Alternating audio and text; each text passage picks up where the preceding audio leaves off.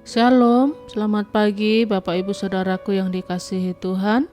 Salam sejahtera buat saudara semua dimanapun berada. Saya mengajak Bapak Ibu Saudara untuk bersaat teduh dan berdoa dalam renungan penuntun kehidupan setiap hari.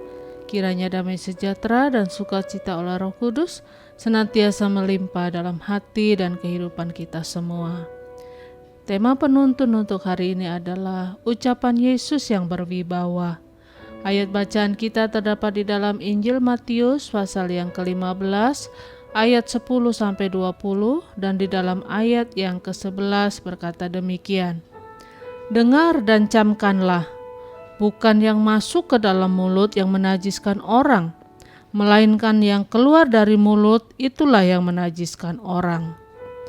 Bapak Ibu Saudaraku yang dikasihi Tuhan, ada perkataan-perkataan dari Yesus yang menarik untuk kita pelajari pada pagi hari ini, yang dapat kita jadikan sebagai penuntun dalam kehidupan kita, yang menjadi kekuatan iman buat kita, dan tentu ini adalah ungkapan-ungkapan yang sangat berwibawa dan yang tentu menjadi berkat buat kita. Yang pertama, kita belajar bahwa Yesus berkata, yang harus kita perhatikan bukan yang masuk, tetapi yang keluar, karena yang keluar itu dari hati.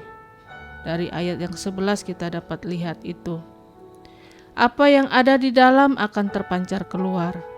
Kita lihat sekarang ada banyak orang hanya meributkan hal-hal apa yang masuk, apa yang dirasakan, apa yang dinikmati dalam hidup ini, sehingga tidak sedikit orang yang akhirnya menghalalkan segala cara demi untuk memuaskan keinginan hatinya.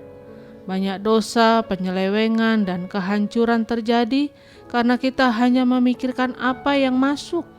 Tetapi Yesus membongkar konsep itu dan berkata, bukan apa yang masuk yang harus lebih kita perhatikan, tetapi apa yang keluar. Yaitu apakah hidup kita bisa menjadi berkat bagi orang lain? Apakah kesaksian kita dapat menguatkan orang lain? Apakah kita dapat menikmati hidup ini dengan ucapan syukur? Jadi ada banyak orang berusaha memasukkan segala sesuatu ke dalam hidupnya tetapi tidak dapat menikmatinya. Karena yang masuk dalam hidupnya semuanya hal-hal dosa. Sehingga yang keluar dari hidupnya juga bukan hal-hal yang baik dan berkenan kepada Tuhan, tetapi hal-hal yang jahat. Ketika yang keluar dari dalam diri kita adalah berkat, ucapan yang keluar adalah rasa bangga karena pertolongan Tuhan, maka hidup kita akan menjadi hidup yang berarti bagi dunia ini. Dan yang kedua, kita belajar dari ungkapan atau ucapan berwibawa yang diucapkan oleh Yesus. Di dalam ayat 13, Yesus berkata, setiap tanaman yang tidak ditanam oleh Bapa di surga akan dicabut sampai ke akar-akarnya. Tanaman apa yang tidak ditanam oleh Bapa di surga? Yaitu iri hati, kebencian, kedendaman, bukanlah tanaman yang ditanam oleh Bapa di surga. Tetapi hal itu kemudian tumbuh dalam hati kita karena kita membuka pintu hati kita untuk sesuatu yang salah.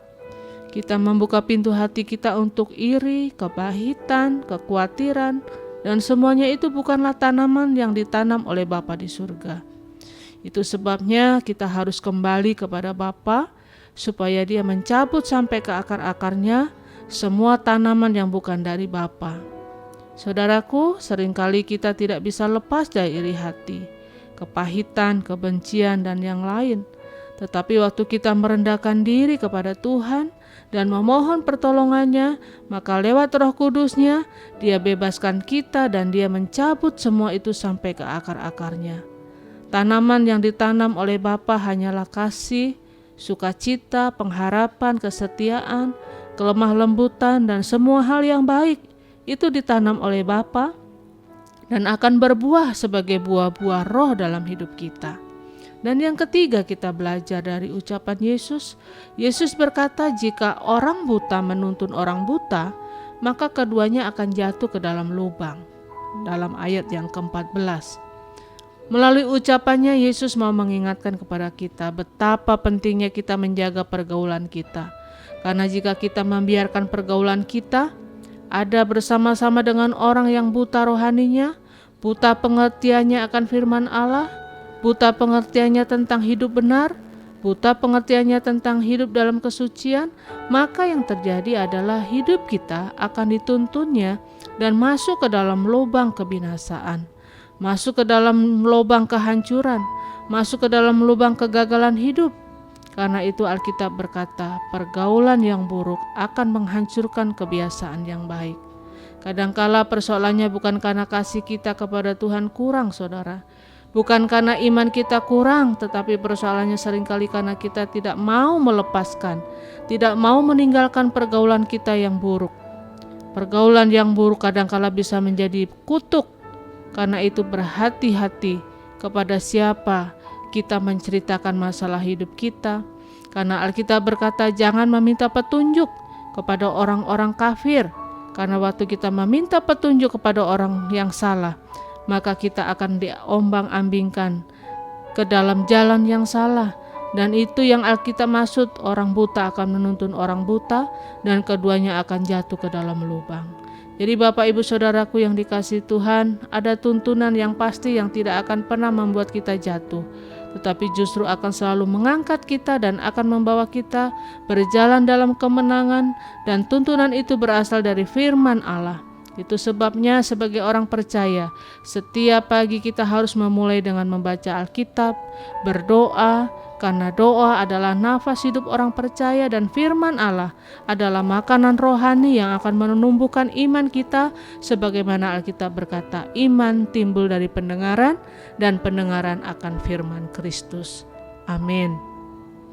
Mari kita berdoa.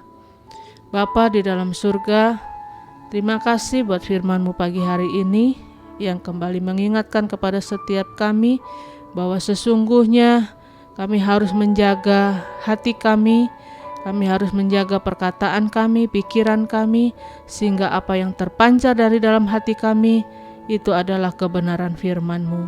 Dan ajar kepada kami Tuhan, untuk kami boleh membuang, mencabut segala akar tanaman yang bukan dari Allah, tetapi biarlah buah-buah roh yang ada dalam hidup kami, sehingga lewat buah-buah roh hidup kami menjadi berkat buat orang lain.